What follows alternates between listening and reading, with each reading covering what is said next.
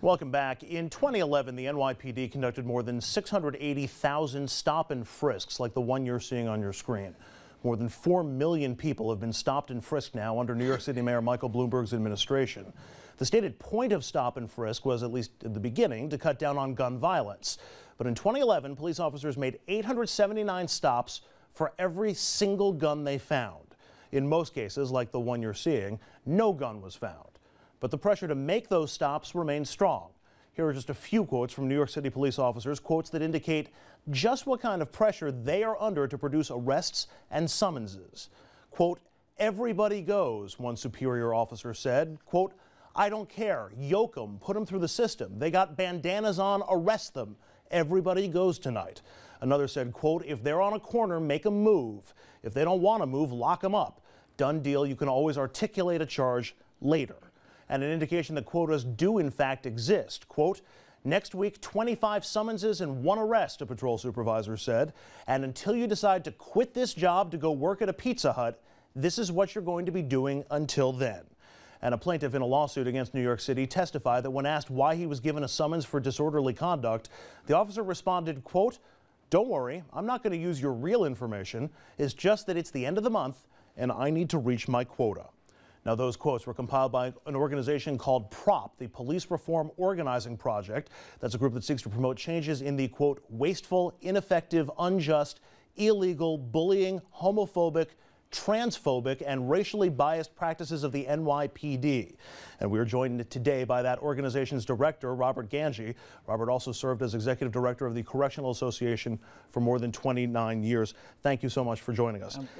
Pleasure to be here. Thank you. So wasteful, ineffective, unjust, illegal, bullying, homophobic, transphobic, and racially biased. That covers it. I take it you're not a big fan of the stop and frisk policy. We see as the real bête noire of this issue, not so much, stop and frisk is in many ways a counterproductive and unjust tactic. But the real problem, and you were getting at it in your introductory remarks, is the quota system. There's an aggressively enforced quota system within the NYPD that puts a very strong pressure on cops to come up with the numbers. And we know of cases, and there are more and more cops coming forward and former cops coming forward saying the pressure is so great on at least some cops that they'll arrest people and they'll give out tickets to people, and some of the people, even though they've done nothing wrong. And that's the problem with the quota system. It's not based on the quality of a police officer's work. It's based on the numbers that the officer produces. For example, one police officer gave me this example. If I break up a fight between 2 teenagers and send everybody home, if I help deliver a baby in an emergency, I don't get any positive marks. I'll only get positive marks if I do a certain number of stop and frisks, if I make a certain number of arrests, if I give out a certain number of summonses. And the problem with it is it leads officers to, in effect, over-police and criminalize literally innocent people, and it creates antagonism between the community and the police officers that's counterproductive to public safety. I think, I mean, a lot of people who may not have been in stop and frisk neighborhoods are familiar with police quotas. If you have a car and you get stopped towards the end of the month, right, a lot of times people will think, exactly, oh, they're just trying to fill their quota. Right. You're saying that quotas really exist and that they're really driving the kind of work the police are doing. Yes, and so much so that the Patrolmen's Benevolent Association, which is the union that represents police officers, has come out very, very strongly against quotas.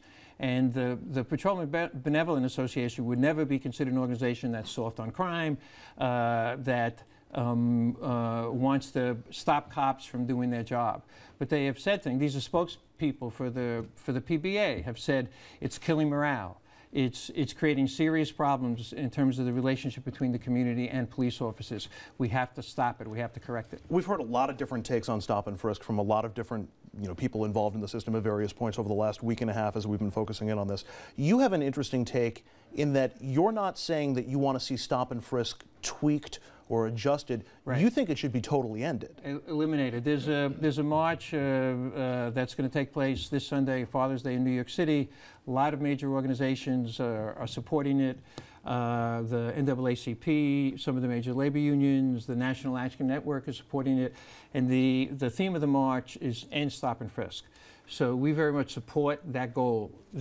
Which doesn't mean that if police officers see somebody engaged in suspicious behavior in a neighborhood, they shouldn't stop that person, they shouldn't intervene, or if they have reason to believe that somebody is carrying a weapon or contraband, that they shouldn't stop that person. The problem with stop and frisk is that it's a no-holds-barred, super aggressive tactic, and it's preemptive. It's stopping people who are doing nothing wrong.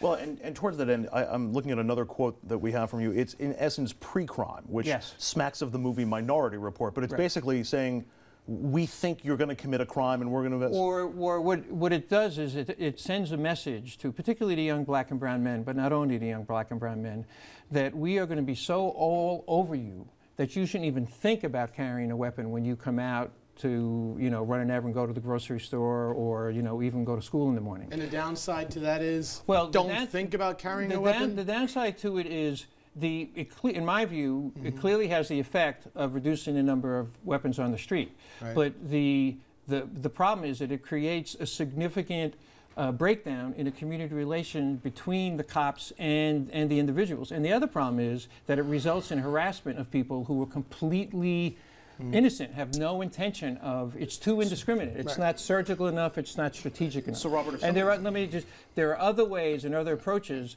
to reducing the number of weapons on the street than a program like Stop and Frisk, but which Robert, is aggressive and indiscriminate. For the time that you involved, and you've been involved in the criminal justice system for a very long time, and you were very involved in the criminal justice system when crime was out of control in New York City, when the average citizen was afraid to walk down the streets of New York. By the way, I live in New York City, and I've lived in New York City. And my family had to flee New York City in 1973 because the Bronx was burning at that point. Well, in my judgment, the crime problem, although significantly more serious now than it was, then than it is now, was never as if the crime or criminals took over the streets. It was, I never felt that I had to leave New York City in order to lead a safe life. And my wife and I raised 2 sons in New York City, in the west side of Manhattan. But you're on the west side of Manhattan, Robert. I'm sure you were in a pretty decent neighborhood on the west side of Manhattan. West side of Manhattan is a mixed neighborhood. Let me just... Always was. If somebody could say to you conclusively that Stop and Frisk reduces crime, even though we haven't been able to establish that, but if somebody could conclusively say Stop and Frisk reduces crime, do you still think it's not worth the impact on the communities and the way I believe Stop and Frisk reduces the number of guns on the street, because it stands to reason if the teenagers and the young males who might carry a gun, often for self-defensive purposes, they don't want to be caught without a weapon if there's some kind of fight on the street. I believe it probably has reduced the amount of weapons on the street. But that doesn't matter. I don't. It's a very important goal. I think that goal can be achieved in other ways that involve a more collaborative strategy between the law enforcement, between leaders in the community, and with the youth in the community. That would achieve the same end without the harassment that Stop and Frisk involved, without the kind of trauma that Stop and Frisk I'm all for police reform. I think it's important to do that. But I experienced trauma being assaulted by someone. My sister's been mugged 3 times. I had a friend held at gunpoint, and none of this happened to us because we did anything wrong. We were innocent victims. And Stop and Frisk, as far as I'm concerned, keeps the guns off the street. It makes the streets safer. And I'm in favor of the police doing what they can to keep the streets safe for me. I'm a single woman living in New York. I know a lot of my friends who are single living in New York, and I don't think it should be ended. I think if we can reform police reform, that's important, but ending it altogether isn't going to keep the streets safer. That's a good place to take a quick break.